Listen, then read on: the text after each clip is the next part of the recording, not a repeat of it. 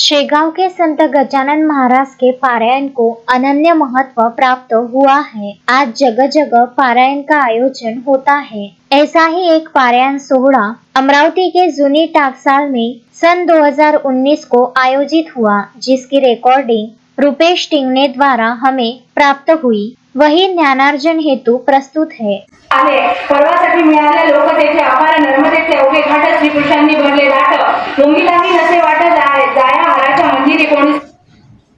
त्यातून खेडेघाट स्टेशनला झाली रस्त्याने नदीतून जाऊ शांतपणे ऐसे केले कित्येक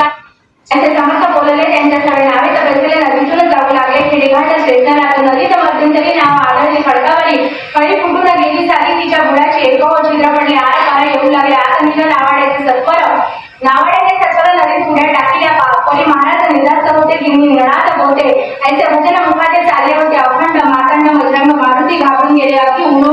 लागली धडधड छाती बंगट लालाची विभूत हो चौघे समर्थ बोलले आम्ही अपराधी आहोत बोले आम्ही तुमचे ऐकले शेगावात दयाळ त्याचे दिले आम्हा फळ तुम्ही आता तात्काळ नर्मदाच झाली काळा आम्हाला की गुडबावड्या गोडवाड्या आपली वाणी वेदसुले मानू येतून वाचो या संकटातून शेगाव दृष्टी पडू द्या ऐसे जो ते बोलत जातं तो निम्म्यावरी पाण्याचं नाव उडाली लोकं लोकं एक खलांग केली हो काढी लोक बोलती येते मेरी ही पाच माणसे आता यांचा भरोसा नसे अथांग पाणी नर्मदेला ते म्हणाले गजानन नका हो मेलाना तुमच्या जीवाला लागून धप्पन लावी नर्मदा ऐसे म्हणूनच स्तवन केले।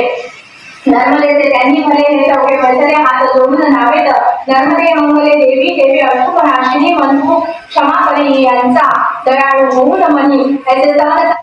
आश्चर्यचकित मुद्रा केली पाहून जळाच्या छिद्राला बाई होती म्हणून आमचे वाचले प्राणबाई आपण कोटील कोण हे काही सांगावं थोडा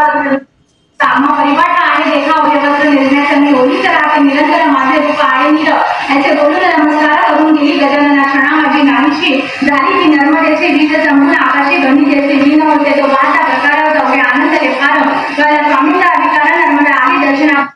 महाराज होते तत्वता तुम्ही जे का विचारता तो कधीला आहे गाथा नर्मदेने तुम्हाला कोळी जो का ओंकार होता ओंकारेश्वर माझे तुपा आहे निळ इथे नर्मदा वधली ना आहे ते प्रत्यक्ष नर्मदा समजे देखील ठावा कदा संकटा माझी देते सदा हात ती आपल्या भक्ता ते म्हणून तिचा जय जयकार करा मोठ्याने एक वार जय जय नर्मदे निरंतर ऐसे रक्षा